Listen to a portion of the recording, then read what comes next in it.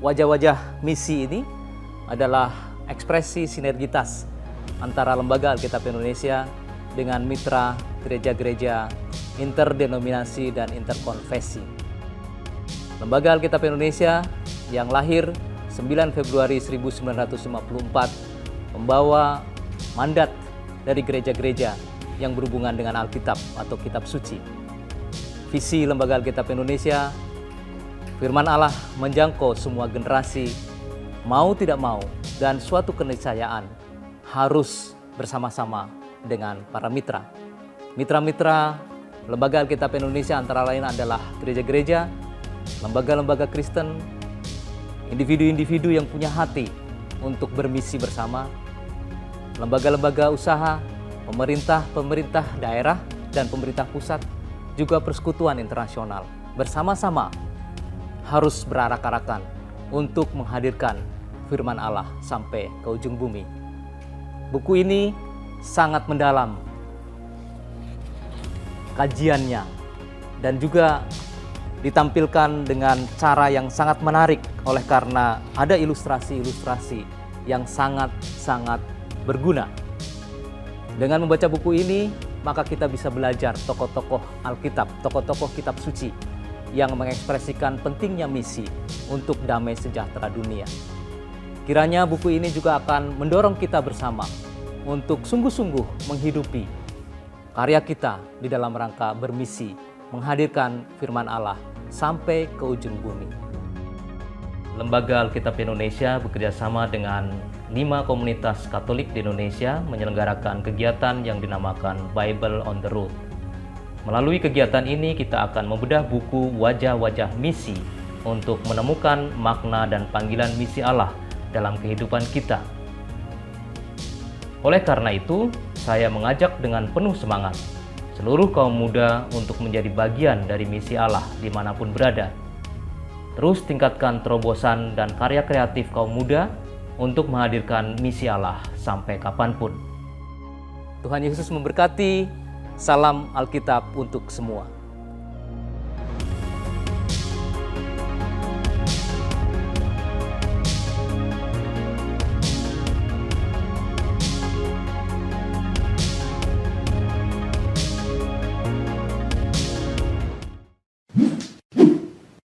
Shalom semuanya, sahabat Alkitab. Shalom, selamat bertemu kembali. Perkenalkan, saya Sharon dan hari ini saya bersama teman saya. Hai, saya Nila. Iya, kami berdua dari Komunitas Tritunggal Maha Kudus atau yang biasa dikenal atau mungkin teman-teman dengar dengan KTM, ya. Nah, sedikit tentang KTM. Visi misi KTM sendiri yaitu dalam kuasa Roh Kudus mengalami dan menghayati sendiri kehadiran Allah yang penuh kasih dan menyelamatkan sampai pada persatuan cinta kasih, serta membawa orang lain kepada pengalaman yang sama.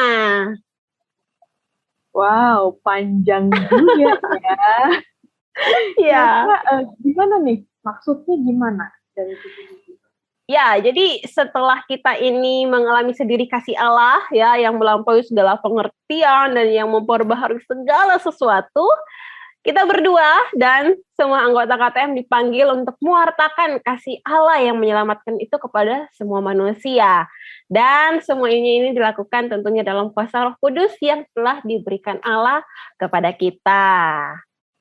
Wow, cukup dalam juga ya. Jadi pas banget nih, bersyukur KTM boleh ikut dalam Bible on the Road ini. Jadi ini menjadi satu misi bersama kita juga, gitu ya. Kalau misalkan teman-teman penasaran, ikuti kita sampai akhir video ini. Iya, betul. Nah, jadi kalau ingin tahu lebih lanjut juga ya mengenai KTM, boleh mengunjungi Instagramnya Sahabat KTM, jadi @sahabatktm, dan bisa di-subscribe YouTube channelnya Sahabat KTM. Oke, nah di tangan saya nih, ya, di tangan saya sudah ada buku yang berjudul Wajah-Wajah Misi. Wah, cantik sekali ya. Buku apa sih ini, Nila? Saya juga punya nih. Wow. Yang sama. Ya, jadi buku ini tuh menceritakan tentang berbagai tokoh Alkitab gitu ya. Ada 15 tokoh gitu di dalam buku ini. Kita bisa lihat di dasar isinya. Jadi kita menceritakan nih setiap tokoh ini apa ya yang mereka alami di dalam hidup mereka, kisah mereka itu seperti apa. Nah, buku Wajah-Wajah Misi ini dibuat dan diterbitkan oleh LAI, Lembaga Alkitab Indonesia. Gitu. Jadi LAI membuat buku ini, harapannya itu bisa jadi sarana gitu ya buat kita semua, buat semua umat Kristiani itu untuk bisa lebih tertarik membaca kitab suci, lebih penasaran kira-kira tokoh-tokoh di Alkitab itu gimana sih ceritanya gitu. Terutama berkaitan dengan mereka menjawab misi. Misi ya, benar. Dan dengar-dengar juga nih Nil, buku Wajah-Wajah Misi ini juga sebagai salah satu cara untuk menggalang dana bagi proyek Kitab Suci Misi. Wah, baru dengar mungkin ya apa itu proyek Kitab Suci Misi. Nah, proyek Kitab Suci Misi yaitu ini nih pembagian Alkitab secara gratis. Keren ya, keren ya. Secara gratis kepada baik umat Katolik ataupun umat Protestan di daerah dan bekerja sama dengan keuskupan yang terpilih. Nah, untuk tahun 2021, kabar sukacita datang kepada Keuskupan Tanjung Selor nih yang terpilih ya. Maka akan dibagikan ke sana 1.000 eksemplar Alkitab Deuterokanonika dan 1.000 eksemplar Alkitab biasa. Dan pembagian Alkitab ini akan dilaksanakan pada hari Minggu, tanggal 26 Oktober 2021 yang sekaligus merupakan perayaan Hari Minggu Misi Sedunia ke-95. Jadi tepat sekali juga ya, misi ini dijalankan di Hari Minggu Misi. Luar biasa. Ya, dan banyak ya, 2.000 itu kita bisa menjangkau 2.000 umat Kristen gitu di sana, supaya mereka juga bisa sama-sama baca Alkitab gitu dengan kita sekarang ini gitu. Dan juga kita mau mengajak nih teman-teman semua yang mungkin nonton gitu ya saat ini untuk ikut berpartisipasi dalam karya misi penyebaran Alkitab itu gitu. Jadi kita mau beli buku Wajah-Wajah Misi ini sebagai partisipasi kita, atau bisa juga teman-teman langsung aja deh, aku maunya transfer nih ke rekening ke LAI gitu, itu juga bisa gitu ya. Atau juga yang terakhir bisa juga dengan mendukung acara Bible on the Road ini gitu ya, untuk menceritakan gitu ya gerakan LAI ini kepada teman-teman kita, kepada orang lain juga.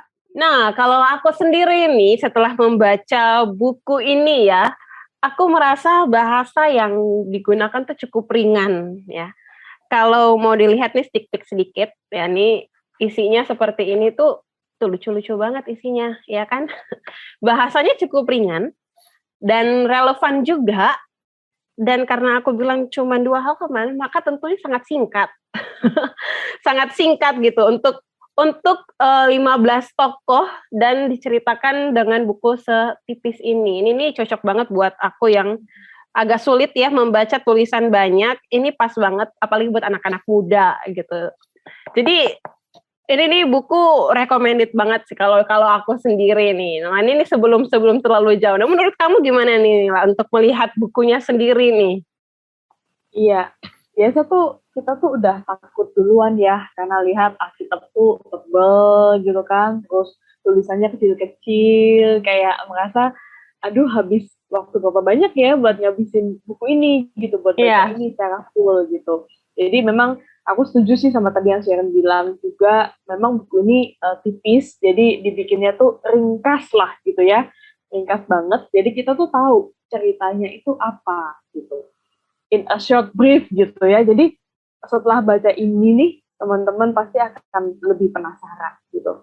Gimana sih kisah lengkapnya tokoh ini gitu. Akhirnya harapannya ya teman-teman akan baca versi lengkapnya dari Alkitab langsung gitu. Gitu sih. Good. Ya. Oke, kita lanjut ya. Pada kesempatan ini tuh kita mau membedah buku ini. Jadi acara Bible on the Road itu adalah bedah buku wajah-wajah misi. Malam hari ini nih kita akan membahas topik apa nih, Sharon?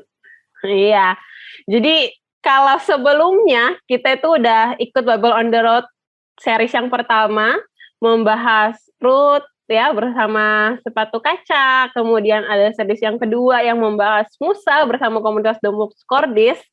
Nah, yang belum nonton boleh ya lihat di video sebelum-sebelumnya ya sudah ada. Dan kali ini series yang ketiga ini kita akan membahas tentang Maria. Wow, Bunda kita, Bunda Maria yang ada di halaman 28. Tada! 28. Tunggu, saya buka dulu. Iya, ayo anak-anak dibuka bukunya halaman 28. Kayak ini ya, zaman sekolah. Oke, kita mulai pada bukunya. Di halaman 28 kita lihat di sini ada gambar Bunda Maria yang diilustrasikan begitu cantik dengan kerudungnya ini ya, dan ada ayat terkenalnya dari Bunda Maria. Aku ini adalah hamba Tuhan, jadilah padaku menurut perkataanmu. Oh, ya, this is Maria. Oke, di Maria sendiri ini nih diberi judul Siap Dipanggil Maka Terpilih. Wah, dan dari judulnya sendiri ini menarik ya, apalagi kalau ngomongin misi nih. Ini ngomong-ngomong misi, kata panggil dan pilih itu emang selalu dekat dengan misi gitu ya. Betul. Oke, kita coba baca dari paragraf yang pertama. Apa sebenarnya peran Maria dalam sejarah keselamatan umat manusia? Semua berawal dari sebuah panggilan. Seorang malaikat Allah datang membawa kabar sukacita. Benarkah itu sebuah kabar sukacita baginya? Bayangkan, ketika seorang perawan tiba-tiba mendapatkan penampakan malaikat yang memberitahukan bahwa ia akan mengandung. Reaksi spontan yang normal dari seorang perempuan biasa harusnya terkejut dan panik. Ya, bagaimana tidak? Bersuami pun belum.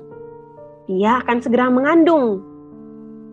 Apalagi di zaman itu, bukan sekarang, di mana marak peristiwa hamil di luar nikah. Taruhannya nyawa. Ia bisa dirajam sampai mati. Wah, keren ya. Ini nih paragraf pertama aja udah bikin kita tuh bisa membayangkan gitu loh. Bisa membayangkan bagaimana buku ini mendeskripsikan perasaan atau keadaan Maria seperti itu. Dan kita jadi tahu kan di sini ditulis, apalagi di zaman itu tuh bukan sekarang itu kayak bisa taruhannya nyawa gitu. Gimana nih? Aku tuh waktu membaca alinea itu tuh ya langsung kena di kalimat kedua nih. Semua berawal dari sebuah panggilan gitu. Jadi aku juga langsung berpikir gitu loh, kayak dari panggilan ya, apakah aku juga dipanggil gitu, apakah Sharon juga dipanggil gitu ya. Dan di sini nih ditulis bahwa seorang malaikat Allah datang membawa kabar sukacita. Ya, apakah itu memang kabar sukacita? Kan ya? Padahal, Iya. itu jadi pertanyaan juga gitu ya. Kalau misalkan aku menjadi Maria gitu ya, aku akan berpikir, beneran aku kan belum bisa lihat gitu ya, ini akan seperti apa ke depannya gitu. Iya.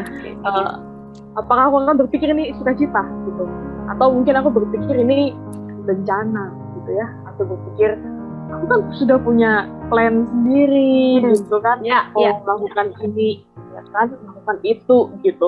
Tiba-tiba aja ada malaikat datang terus seperti itu akan mengganti gitu kan semua rencana yang udah buat gitu. Itu sih. Kita mana tahu ya ini itu adalah sebuah sukacita atau duka cita. for real itu belum terjadi gitu loh. Kita nggak ada yang tahu apa yang akan kita hadapi ke depan begitu. Tapi karena di sini ditulisnya kabar sukacita, so mungkin di situ juga Maria terlihat ya harus mengimani atau harus meyakini bahwa ini kabar sukacita gitu, ya kan? Coba teman-teman sahabat Alkitab bayangkan gitu ya, lagi rebahan, lagi santai-santai ngopi mungkin ya, scroll Instagram kali, terus tiba-tiba datang malaikat gitu ya, malaikat, gitu ya, datang malaikat. Malaikatnya datang aja itu udah bikin shock, iya dong. Malaikatnya datang itu udah shock. Belum lagi pesan yang disampaikan oleh malaikat bahwa ia akan mengandung, bahwa Sharon akan mengandung. Oh no, gitu, yang ada mungkin aku bisa pingsan kali ya. Ini luar biasa sih, Bunda Maria di sini digambarkan bahwa ya dia calm aja gitu. Dia calm aja gitu kan. Dan memang saya kebetulan belum nikah gitu, dan tentu saya sangat menjaga diri. Ya dong. Nah, saya tentu menjaga diri, dan katanya di sini kan dulu kalau itu terjadi taruhannya itu nyawa, bos. Jangan main-main nih ya. Tapi kalau sekarang terjadi, mungkin taruhannya bukan nyawa gitu, tapi yang ada itu rasa malu, rasa bersalah, ya kan, yang menghantui kita ini terus menerus gitu. Tapi sekali lagi untungnya bahwa Bunda Maria itu dikandung oleh Roh Kudus. Ya, itu untungnya gitu. Maka itulah yang menjadi kabar sukacita gitu. Oke, kita lanjut nih. Oke, kita lanjut ke alinea berikutnya ya. Kita baca bersama-sama. Tapi Maria memang bukan perempuan biasa. Ketika mendengar kabar itu, dia bertanya, bagaimana mungkin? Pertanyaan ini bukanlah sebuah protes atau reaksi ketakutan akan nasibnya nanti, namun semata-mata kepolosan berkaitan dengan status keperawanan. Malaikat pun menjelaskan bahwa Roh Kuduslah yang akan berkata.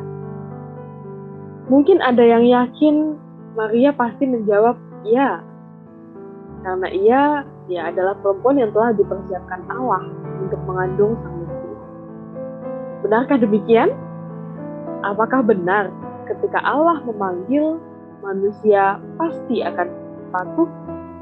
Ada tertulis dalam Matius 22 ayat 14, sebab banyak yang dipanggil tetapi sedikit yang terpilih. Ketika malaikat datang menyampaikan kabar sukacita yang isinya adalah misi perutusan untuk Maria, Allah belumlah memilih Maria. Allah sedang memanggilnya. Respon dia dari Maria itulah yang kemudian mengubah panggilan itu dan menjadikannya menjadi salah seorang dari sedikit yang terpilih. Wah, ini powerful banget ya. Powerful banget. Ya, ini alinea yang berikut nih juga bikin mikir. Dalam arti di sini udah diceritain nih, Maria itu memang bukan perempuan biasa, ya.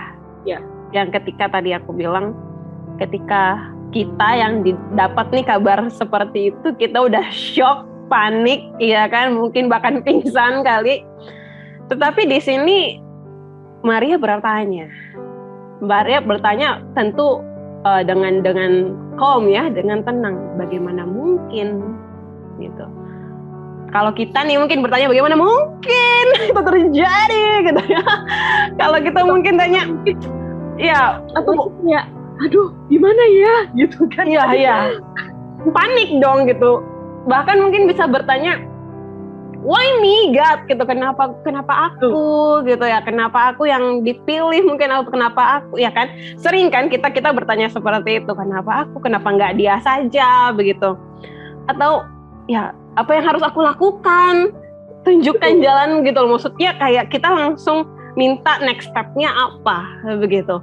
Dan respon Maria di sini justru menunjukkan keimanan dia gitu ya. Kalau dilihat di sini tuh pertanyaan ini bukan sebuah protes atau reaksi ketakutan akan nasibnya nanti, namun semata-mata kepolosan berkaitan status keperawanannya saja. Nah, jadi ini tuh justru bukan beda ya kalau kita tuh bertanya, bagaimana mungkin, mengapa aku gitu, apa yang harus aku lakukan? Kalau kita itu bertanya ini belakangnya ada kekhawatiran, ada ketakutan, ada ketidaksiapan gitu ya, yang ya itu yang menjadi membuat kita tuh jadi overthinking gitu loh. Mungkin itu juga bedanya kita sama Maria gitu ya. Iya. Kenapa betul. kok Tuhan lebih memilih Maria gitu ya pada saat itu, karena memang ya bukan perempuan biasa. Maria juga mungkin sudah dipersiapkan Tuhan gitu dari awal gitu kan. Jadi ketika ini nih terlihat sekali pada waktu Maria tuh berkata di sini bahwa Roh Kudus yang akan berkarya gitu ya, malaikat bilang seperti itu mungkin langsung malaikat itu membuat Maria menjadi yakin gitu ya, membuat Maria menjadi gitu pasrah sepenuhnya, seutuhnya gitu, karena memang Maria itu berteman baik banget sama Roh Kudus gitu ya, selama dia hidup dia menjalin relasi yang baik gitu, sehingga ketika malaikat berkata bahwa ini adalah dari Roh Kudus, itu seperti seakan-akan tidak ada respon lain gitu dari Maria gitu ya. Dia nggak ada protes lagi gitu, selain oh iya gitu. Terus akhirnya dia jawabkan itu dengan ayat yang sangat terkenal yang mungkin sudah di luar kepala, bahwa aku ini hamba Tuhan, terjadilah padaku menurut perkataan gitu ya. Jadi dari situ kita bisa lihat Maria tuh memang sangat berbeda dengan kita gitu ya. Maria punya relasi yang sangat intim, sangat akrab dengan Roh Kudus, sehingga dia betul-betul bisa menyerahkan dirinya gitu ya. Dia percaya bahwa mungkin Tuhan yang akan mencukupkan semuanya gitu, dan pasti Tuhan akan mencukupkan semuanya gitu dengan caranya Tuhan gitu. Dan aku juga setuju banget dengan respon Maria ini ya. Dalam arti ketika malaikat datang, sebenarnya yang terjadi nih ya, sebenarnya di sini makanya aku bilang bagus banget nih bukunya, karena di sini dijelaskan dengan sangat bagus gitu ya, menggambarkan ketika malaikat datang menyampaikan misi perutusan nih buat Maria gitu kan, kabar sukacita ini, Allah itu ternyata belum memilih Maria. Di sini tertulis ya, Allah belumlah memilih Maria. Allah sedang memanggilnya. Jadi terlihat perbedaan antara memanggil dan memilih gitu kan. Allah memanggil Sharon, Allah memanggil Nila, Allah memanggil sahabat Alkitab di rumah masing-masing. Tetapi apakah Allah memilih Sharon, Allah memilih Nila, Allah memilih sahabat Alkitab semua? Itu tergantung dari respon kita. Ya. Karena bisa aja ketika Allah itu memanggil, kita tuh bisa loh untuk tidak berkata iya. Ya kan? Kayak tunggu dulu gitu. wait gitu ya. Kayak kita bisa menolak gitu. Atau kita bisa memberikan banyak alasan gitu. Ya, betul.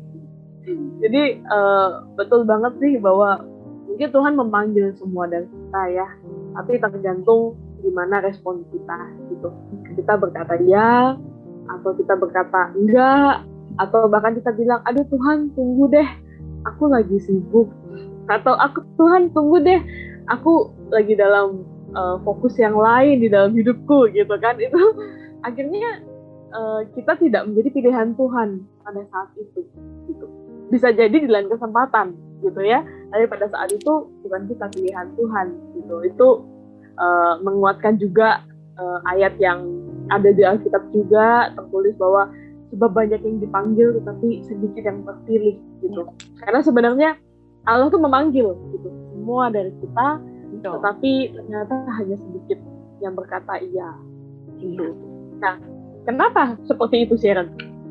Coba kita lanjut. Mari kita lanjut ke paragraf berikut ya. Dalam setiap panggilan, selalu ada ruang yang dibiarkan terbuka oleh Allah. Peluang bagi manusia untuk secara bebas mau menjawab ya atau tidak.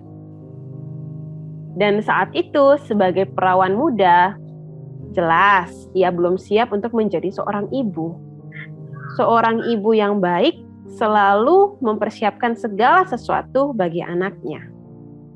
Maria kebalikan dari itu. Ia tidak siap merencanakan kehadiran anaknya. Ia harus hamil secara mendadak. Ia tidak siap menyambut anaknya dengan tempat tidur yang nyaman. Ia harus menidurkannya di palungan, tempat makan hewan. Namun, ia jauh melampaui semua ibu baik yang pernah ada di dunia. Ia menyerahkan dirinya secara utuh dan penuh, tak terbagi. Ia menemani anaknya dengan setia, dan dari sejak kelahiran hingga kematian. Maria ada di sisi sang anak mulai saat Yesus menghirup nafas pertama kalinya, hingga Yesus menghembuskan nafasnya yang terakhir. Totalitas pemberian diri. Wow, keren sih. Ya. Di sini aku merasa Allah itu adil ya. Allah tahu yang terbaik gitu. Jadi Dia membiarkan ada ruang yang terbuka di dalam setiap panggilan. Ya, jadi seperti tadi kita udah bahas juga gitu ya, kita boleh menjawab iya atau tidak gitu kan. Itu Allah sengaja gitu. Allah sengaja buka ruang itu. Ya.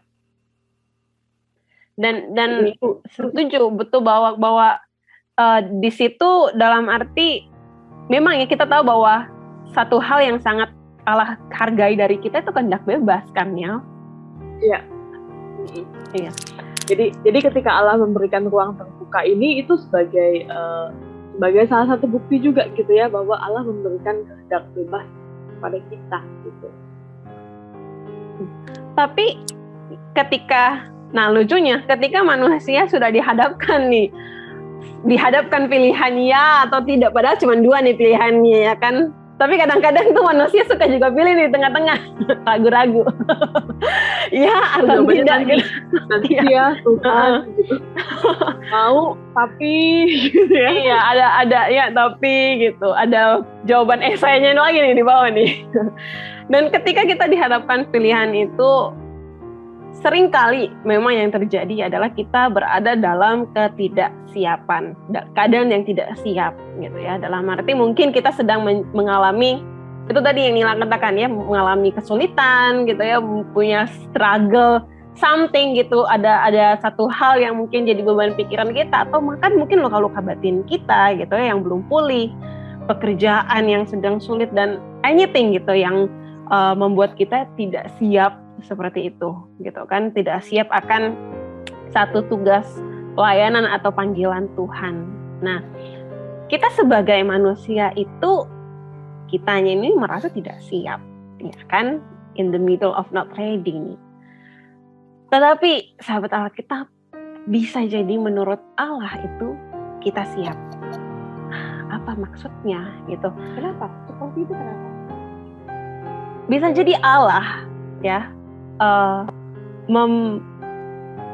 mengatakan kita atau merasa bahwa kita itu siap dengan ketidaksiapan kita ya, dalam arti menurut Allah ya kita siap menjalani panggilan Allah. Panggilan Allah ini kan kita nggak ada yang tahu gitu, ini misteri gitu. Dan kita nih yang kadang-kadang mengukur gue mampu atau tidak sih. Padahal lu nggak tahu nih, kita nggak tahu nih panggilan Allah ini seperti apa wujudnya, seperti apa besarnya atau kecilnya. Kita nggak tahu, Allah yang tahu begitu. Sehingga kita kadang-kadang mungkin mengukur gitu kan, mengukur ukuran yang kita pakai gitu loh, bukan Allah, bukan dengan ukuran Allah gitu. Dan ketika Allah memanggil kita, gitu ya. Ini udah pernah dikatakan juga dalam series yang pertama gitu. Ketika Allah memanggil kita, maka Allah lah yang akan memampukan kita. Allah sendiri yang akan menyiapkan kita, memberikan kita bekal-bekal senjata atau anything yang akan kita butuhkan untuk menjalani panggilan yang Allah berikan sama kita. Iya, benar. Nggak mungkin ya Tuhan panggil gitu ya, tetapi dia nggak memberikan kita senjata istilahnya. Itu kan nggak mungkin ya. Ketika dia panggil, dia pasti akan memberikan juga gitu rahmatnya, berkatnya gitu ya. Ya sih, betul juga sih. Iya kan, dan sama-sama nih dengan Bunda Maria gitu ya, sama dengan Bunda Maria. Siapa bilang Bunda Maria siap, kawan-kawanku yang terkasih? Di sini diceritain nih ya kan, Maria itu kebalikan dari itu. Ia tidak merencanakan kehadiran anaknya. Dia hamilnya mendadak, belum menikah gitu ya, dan tidak siap menyambut anaknya dengan tempat tidur yang nyaman.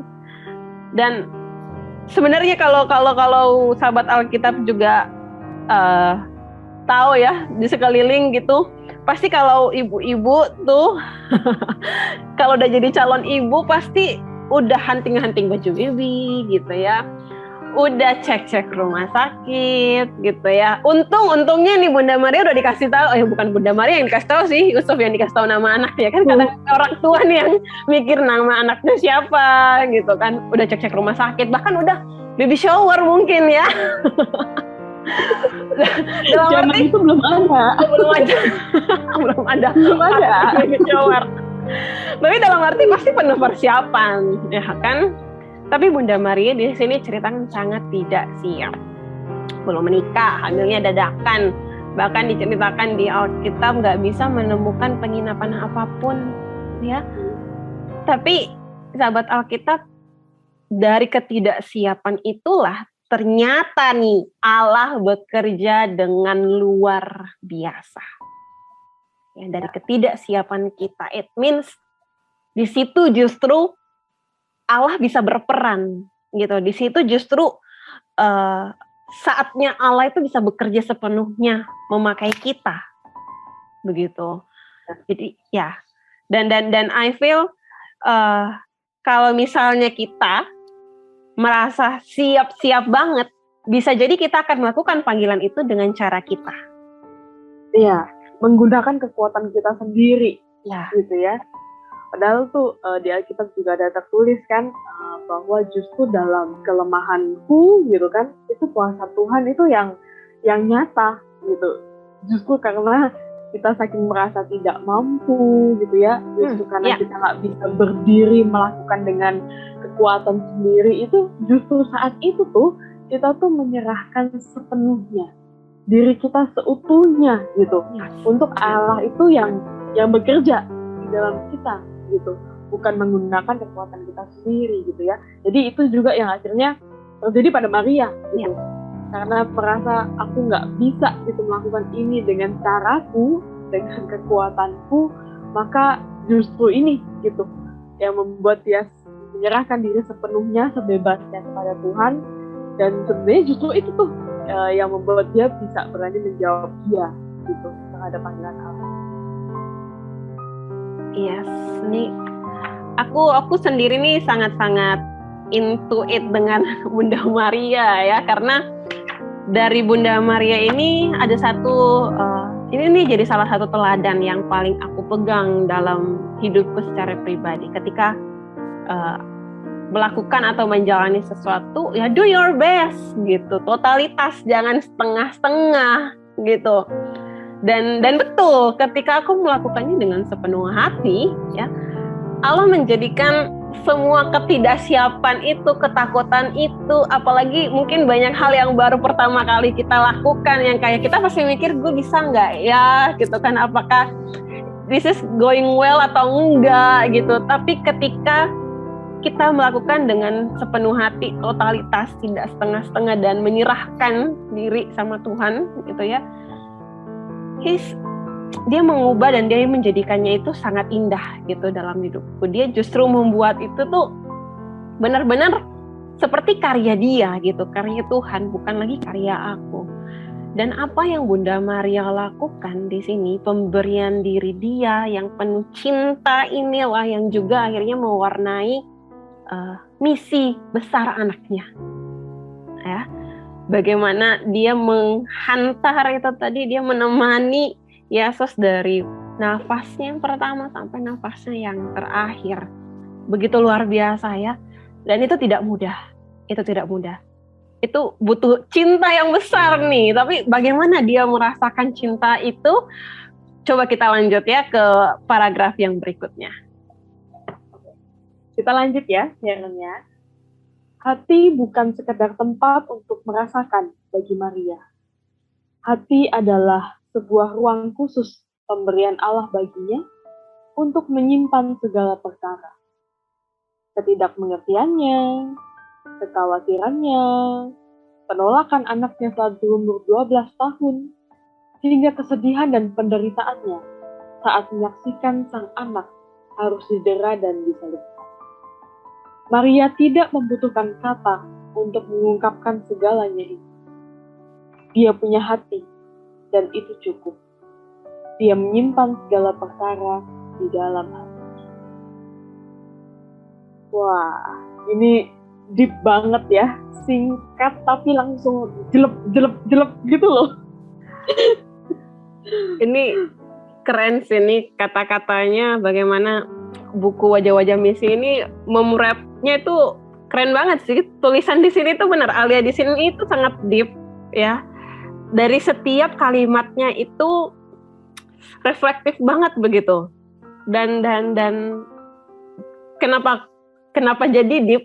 Karena ini kalimat di Alinea ini memaparkan, memberitahukan, bahkan membocorkan gitu rahasia besarnya Bunda Maria. Kok bisa ya gitu ya Bunda Maria itu begitu kuat? Kok bisa ya Bunda Maria itu kayak strong banget, tahan banting banget melihat anaknya Yesus tuh sangat menderita dan disalibkan. Dan sedangkan ya kebetulan banget ya, aku punya kakak yang saat ini juga menjadi seorang ibu dengan 2 anak. So I respect a lot of mothers out there, luar biasa banget menjadi seorang ibu. Karena anak gak mau makan aja tuh bisa stres loh, Nil. Bisa kayak kepikiran banget gitu. Kenapa ya anak gue tuh ada masalah apa? Giginya mau tumbuh kah? Atau dia gak suka makanannya kah? Atau jamnya makan salah kah? Gitu ya. Anak terlambat bicara atau kemampuan tertentu juga bisa khawatir luar biasa gitu. Apa yang salah gitu. Dan iya kan, apa yang salah? Apakah itu yang salah dengan anakku? Apa yang salah dengan aku yang mendidik? Gitu ya, dengan anaknya gitu. Berujung menyalahkan diri sendiri seperti itu. Tetapi apa yang dihadapi Bunda Maria ini jauh lebih besar dari semuanya itu. Tapi mengapa dia bisa bertahan sampai akhir? Satu kalimat ini merupakan rahasia besar Bunda Maria. Ia punya hati dan itu cukup. Ia punya hati dan itu cukup. Everyone has heart sebenarnya, ya kan? Semua orang punya hati. Iya toh?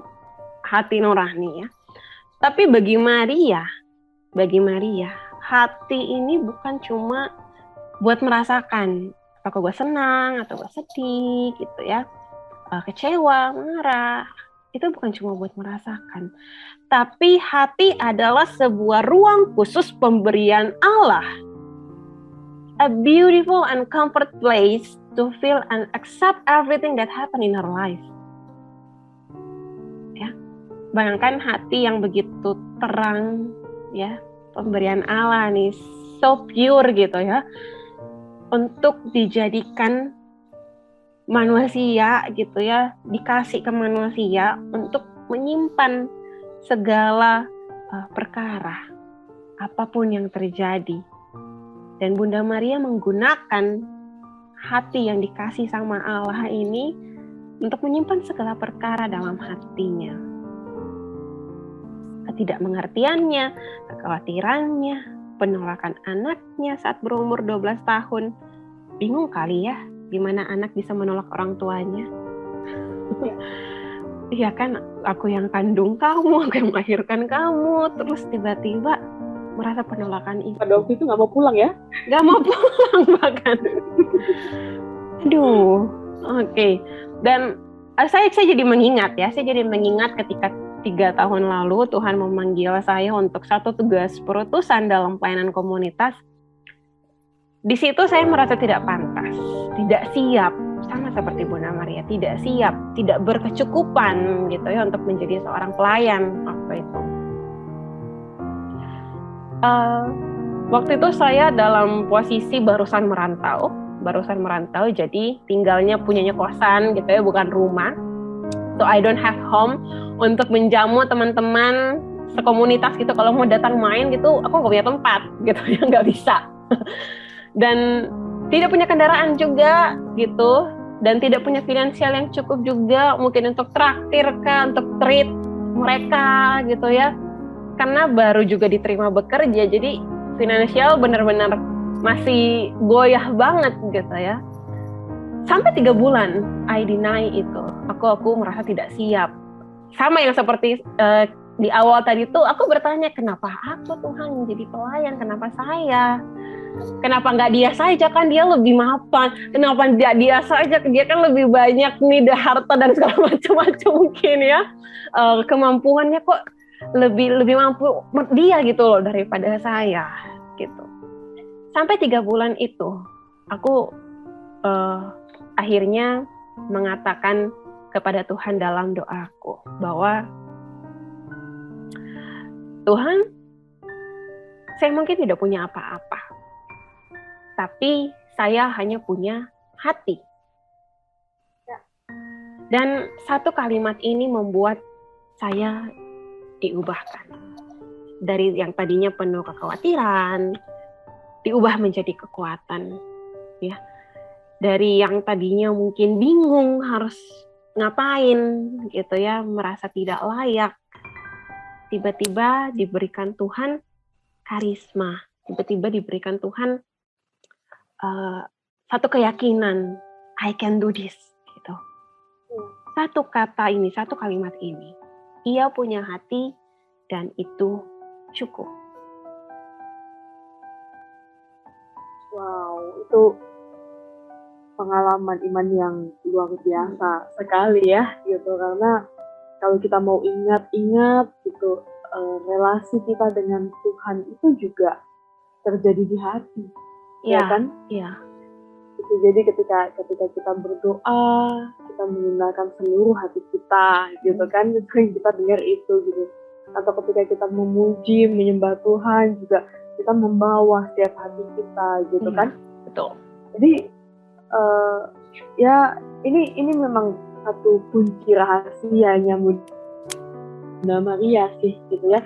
Selain dia tadi tuh akrab sekali dengan Roh Kudus gitu ya, dia ternyata tuh juga benar-benar semuanya ini dimasukkan ke dalam hatinya gitu ya, dan dia sampaikan benar-benar gitu ke Tuhan dengan sepenuh hatinya gitu.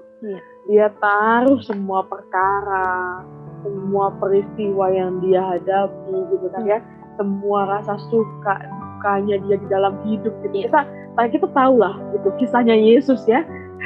Itu tadi yang dia harus melahirkan di palungan yang gak enak banget tempatnya gitu, mungkin kedinginan. Ketika anaknya sudah gede pun kok malah gak mau pulang gitu ya, maunya di bait Allah aja gitu, dan gak pamitan gitu kan, langsung hilang aja gitu. Gitu kan, sampai ketika Yesus mengalami banyak penolakan, sampai akhirnya dia menjalani jalan salib, itu nggak mudah sih gitu ya. Kita tuh kalau sebagai mama gitu ya, kebetulan kita sama cewek juga gitu ya. Kalau jadi mama, anak kita misalnya nih jatuh gitu ya, itu aja kita udah panik, aduh sakit nggak gitu, mana yang terluka gitu kan. Apalagi Maria gitu kan, dengan segala pengalaman itu. Betul. Jadi ya ketika kita meletakkan semua peristiwa itu di dalam hati yang merupakan pemberian Allah itu tadi gitu ya, percaya atau tidak tuh justru di saat itu tuh kita merasakan bahwa Allah itu begitu dekat gitu, begitu hidup di dalam hati kita gitu ya. Ketika kita berkata melalui hati, Tuhan tuh juga menjawab lewat hati gitu. Dia yang akan menyempurnakan setiap luka-luka kita, semua kelemahan kita tadi yang tadi Cheryl juga bilang gitu ya, dia bisa rubah gitu. Semuanya itu menjadi kekuatan untuk kita menjalani gitu misi-misi yang Tuhan kasih gitu. Tapi memang ya seringkali ketika kita mengalami itu kejadian itu gitu ya, ketika kita marah gitu, atau ketika kita kecewa gitu, atau ketika kita khawatir, kita tuh seringnya tuh nggak sadar. Benar nggak sih? Benar. Kita tuh seringnya nggak sadar gitu. Kita nggak seperti Bunda Maria yang oke, diam dulu gitu kan ya, tarik nafas dulu gitu, terus ya udah masukin dalam hati gitu kan. Seringkali kita tuh langsung merespon gitu. Ya, responsif. Ya. Iya kan? Atau kita langsung, loh kok kayak gitu? Kenapa nggak gini gitu kan? Suka-suka lu gitu. Iya. Yang enak menurut banyak kita ya. Iya. Dan itu juga ngefek karena kita banyak ya di dalam hidup ini kita mikirin ini itu, kita terbiasa untuk berpikir cepat gitu kan ya, berpikir yang sempurna banget gitu ya, dan yang lain-lain gitu, sehingga akhirnya apa yang kita pikirin dan apa yang kita omongin tuh seringkali nggak sinkron juga dengan hati kita gitu, seringkali nggak sinkron gitu. Jadi secara pikiran kita tahu bahwa harusnya kita nggak terbawa emosi, harusnya kita berhenti dulu gitu ya, tenang dulu, tapi apa yang kita ucapkan tuh udah langsung protes duluan gitu. Iya. Jadinya itu deh. Oke. Jadi luar biasa ya Bunda Maria ini nih satu nilai banget juga sih yang bisa apply di masa pandemi sekarang dan masa teknologi sekarang gitu ya. Satu, untuk tidak terlalu responsif, tidak langsung responsif untuk satu hal gitu ya. Dan yang kedua, bisa lebih dekat lagi gitu, sadar gitu, bahwa Allah itu tidak jauh, Allah itu ada dalam hati. Jadi, jeda, slowing down itu tuh justru yang bisa membuat kita connect jadinya ya, pikiran dan hati kita. Oke. Luar biasa. Ini nih rahasia besar ya, dicamkan ya sahabat Alkitab ya. Oke. Iya. Kita lanjut ya ke paragraf yang terakhir nih dari kisah misi Maria. Di balik sejarah keselamatan, ada seorang perempuan sederhana, namun berdiri dengan ketaatan dan kesetiaan yang tak tergoyahkan. Ia mengemban tugas yang dipercayakan padanya dengan berani menyambut segala rencana Allah yang sering kali mengejutkan, di luar nalar dan pemahaman yang bisa dicerna manusia. Tapi tak sekalipun ia ragu menuntaskan misinya untuk menghantar dan menemani misi besar Sang Anak hingga keselamatan umat manusia tergenapi. Amazing. Happy ending ya. Happy ending.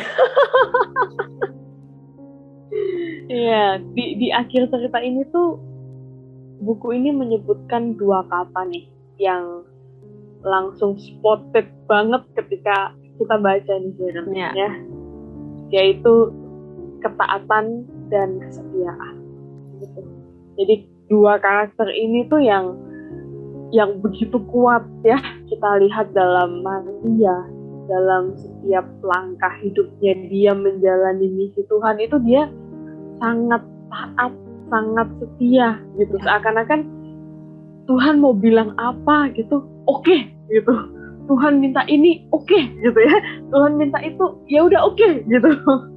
Jadi itu nggak mudah, ya bener nggak sih? ketika Betul. kita diminta itu dan langsung bilang oke, itu nggak mudah gitu ya, banyak tantangan, banyak ujian gitu, karena apa yang kita mau itu bisa jadi tuh ego kita, kehendak kita tuh maunya yang lain gitu dengan apa yang Tuhan minta gitu.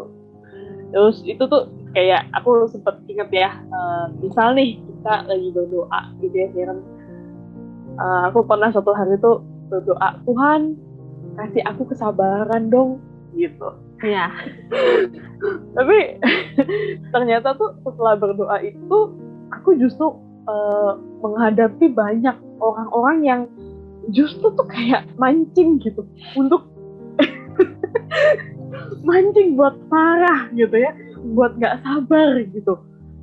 Terus aku ingat-ingat, padahal kayaknya habis berdoa minta kesabaran gitu.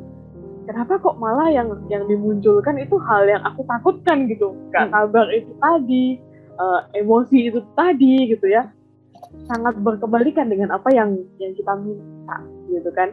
Jadi sama juga gitu dengan ketaatan dan kesetiaan ini tadi gitu. Ketika Tuhan tuh memanggil gitu ya, Maria tuh juga punya keujian itu gitu. Ketika dia dipanggil untuk taat, dipanggil untuk setia, itu rasanya tuh nggak ada habis-habisnya gitu. Tantangan itu di dalam hidupnya gitu ya. Entah yang Yesus begini, entah yang Yesus begitu.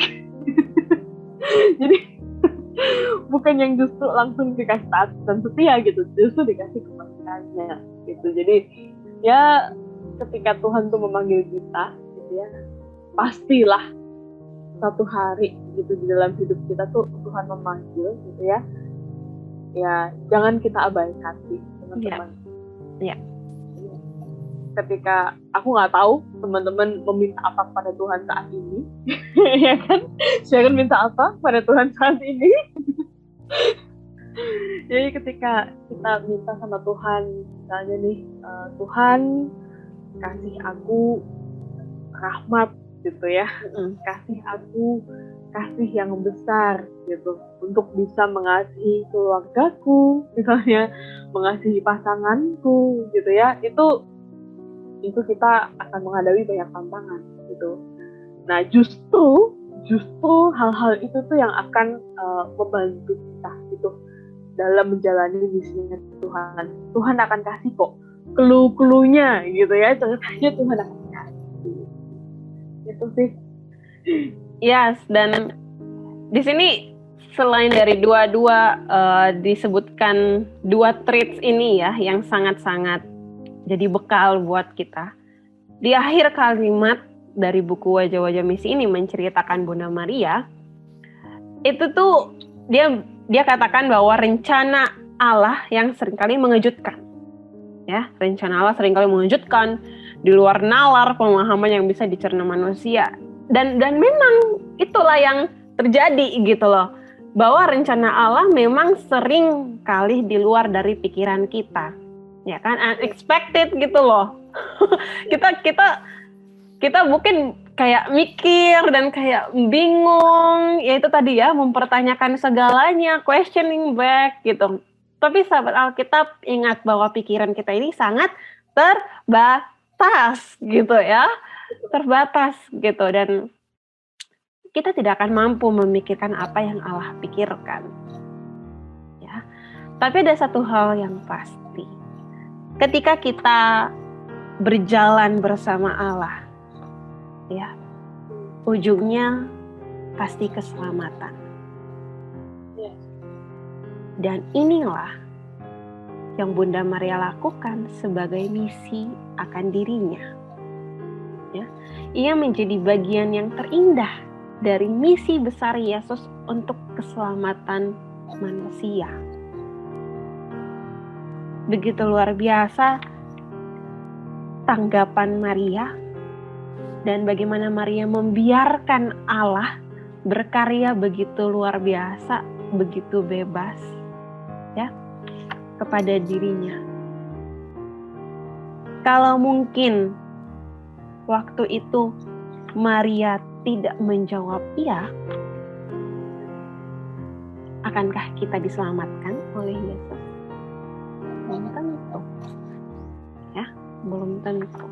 Kalau sekali lagi kita nggak tahu apa rencana Allah, ya. Tapi I'm pretty sure Bunda Maria pun sangat bersyukur dipilih Allah, sangat bersyukur dipilih Tuhan untuk menjadi bagian dari misi besar sang anak. Dan semoga kita semua sahabat Alkitab, terutama anak-anak muda yang saat ini juga sedang mendengarkan, mau menjawab ya akan panggilan Allah.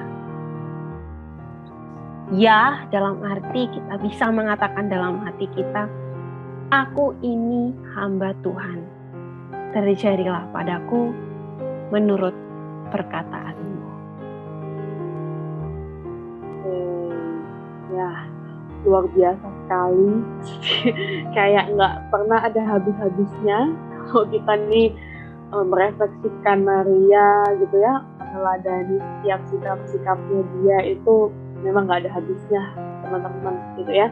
Jadi dari buku ini, buku Wajah-Wajah Misi ini, aku merasa disadarkan gitu bahwa setiap kita ini juga dipanggil sama Allah gitu. Setiap kita ini dititipkan suatu misi di dalam hidup kita gitu. Buku ini membantu gitu ya, memberikan refleksi, memberikan pencerahan buat saya dari setiap tokoh di Alkitab gitu. Kita tahu ada banyak gitu kan ya, tokoh Alkitab, dan kita tahu cerita mereka tuh beda-beda. Ya, gitu kan? Beda-beda, unik-unik ya, panggilan misi Tuhan kepada semua tokoh di sini tuh beda-beda. Mana tahu ada yang relate sama kita gitu ya. Betul. Ini misalnya nih di dalam buku nih ada tentang Adam dan Hawa, Abraham dan Sarah, Musa, Daud gitu ya. Itu tuh kita tahu lah ceritanya itu beda-beda, backgroundnya tuh beda-beda gitu. Ya. Tapi dengan mereka yang berbeda-beda itu, dengan kisah hidup, jalan hidup yang beda-beda itu, Tuhan tuh juga punya panggilan gitu untuk mereka semua. Satu misi yang sama, yaitu misi keselamatan. Gitu. Jadi ya, buku ini cukup menguatkan, menjadi refleksi juga buat saya gitu ya. Juga membuat saya menjadi semakin terdorong untuk kembali membaca kisah lengkapnya nih di Alkitab gitu kan. Jadi yuk kita buka-buka lagi, kita buka, kita renung-renungkan lagi gitu ya. Setiap kali kita baca berulang-ulang, walaupun bacaannya sama gitu ya, walaupun tokohnya sama, kisahnya sama, tetapi Tuhan selalu punya pesan yang berbeda. Tuhan selalu berbicara kepada kita secara personal, secara unik gitu ya. Setiap kali kita baca gitu, yang mungkin akan relate dengan keadaan kita saat itu. Betul. Ya, it's very good book. Kalian wajib punya. Yes. Wah, ini saya setuju sih ya sama Nila bahwa walaupun kita udah baca nih misal ya kan tokoh yang sama atau paragraf yang sama gitu ya, tapi kalau memang kita bacanya dengan sepenuh hati ya seperti Bunda Maria nih ya, bisa jadi pesannya berbeda gitu ya. Dan ini it's a very good book, betul, dari Nila katakan seperti itu. Dan ya, terima kasih banyak ya sahabat Alkitab atas kebersamaannya yang sudah ikutin dari awal. Luar biasa sekali, kita sudah bersama-sama membedah kisah Maria di dalam buku Wajah-Wajah Misi ini. Semoga apa yang kami bagikan bisa jadi inspirasi, bisa memberikan point of view yang baru, terutama apa yang sudah dituliskan begitu bagus dalam buku Wajah-Wajah Misi ini. Dan ini journey yang ketiga, so minggu depan kita akan mengulas kisah tentang Paulus ya, kisah Paulus dalam buku Wajah-Wajah Misi ini bersama komunitas YCCR. Nah, tapi nggak sampai situ aja, masih ada journey kelima lagi ya. Jadi ikutin terus bersama dengan LJF Indonesia. Jadi ikutin terus Bible on the Road ini dan jangan lupa beli bukunya karena ini sangat-sangat recommended. Wajib ada di kumpulan buku kalian nih guys. Keren. Sekali lagi Terima kasih semua sahabat Alkitab, dan semoga semuanya sehat-sehat terus, dan Tuhan memberkati. Bye. Shalom. Hari ini saya akan mereview buku tentang wajah-wajah misi. Ketika pertama kali membaca buku ini, yang terlintas di benak saya adalah menarik. Kenapa menarik? Karena dari depan covernya sudah menunjukkan gambar-gambar yang sebenarnya tidak alkitabiah kelihatannya, tidak rohani banget, dan terkesan kayak buku cerita gitu, bukan seperti buku rohani. That's why langsung menarik aja untuk dibaca gitu kan. Covernya juga oke, hardcover, jadi bagus banget, warnanya juga sangat-sangat warna-warna yang menarik gitu, karena nggak terlalu mencolok. Dan ketika membuka lembaran pertama, lembaran kedua, lembaran ketiga, sampai ke daftar isi, saya langsung tahu bahwa, oh rupanya di dalam ini berisi tentang tokoh-tokoh yang ada dalam Alkitab gitu. Saya ambil waktu sejenak untuk membacanya, dan ketika membaca semuanya, kesan saat membaca adalah deep gitu, dalam, tapi bahasa yang digunakan itu bahasa yang sebenarnya tidak asing di hidup kita sehari-hari, mudah dipahami. Lalu juga penggunaan kosakatanya, kosakata yang masih bisa anak-anak muda pahamilah di masa sekarang. Soalnya kan ada beberapa kosakata yang mungkin membingungkan, tapi kalau untuk di buku ini kosakatanya dan kalimat-kalimatnya sangat jelas dan bisa dipahami dengan cepat. Saya sangat merekomendasikan buku ini buat siapapun yang ingin melayani atau tergerak memulai pelayanan, atau mungkin belum tergerak juga. Mungkin dengan membaca buku ini akan ada sudut pandang baru yang didapatkan, sehingga kita dapat menjalani hidup pelayanan kita dengan lebih bermakna. Yang pasti terutama untuk anak-anak muda gitu ya, kita dipanggil untuk melayani, karena gereja tanpa misi bukanlah sesuatu yang sehat. Oleh sebab itu, mau berumur di usia rentang waktu kapanpun, tetaplah melayani Tuhan, tetaplah dalam misi. Dan dengan membeli buku ini, membaca dan menyebarkan buku ini, kita telah mendukung karya misi terutama yang ada di Indonesia. Semoga Tuhan memberkati kita semua. Mari kita belajar dari tokoh-tokoh Alkitab. Mereka bukan tokoh kenangan di masa silam. Mereka itu model bagi kita sekarang. Mereka mengajar kita untuk terlibat dalam misi Allah di dunia, di antara manusia. Mereka teladan pergumulan dan keterlibatan demi kerajaan Allah. Dalam kisah mereka, kita melihat panggilan dan pergumulan kita. Dalam cerita mereka, kita menemukan Allah yang mengubah kerapuhan menjadi kekuatan, keraguan menjadi tekad, kelemahan menjadi berkat, dan daya yang mengubah.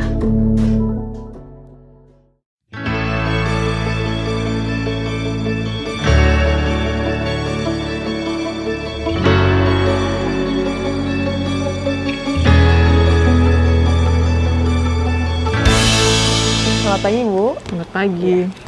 Pesanannya 5 buku wajah-wajah misi, Bu ya. Ya.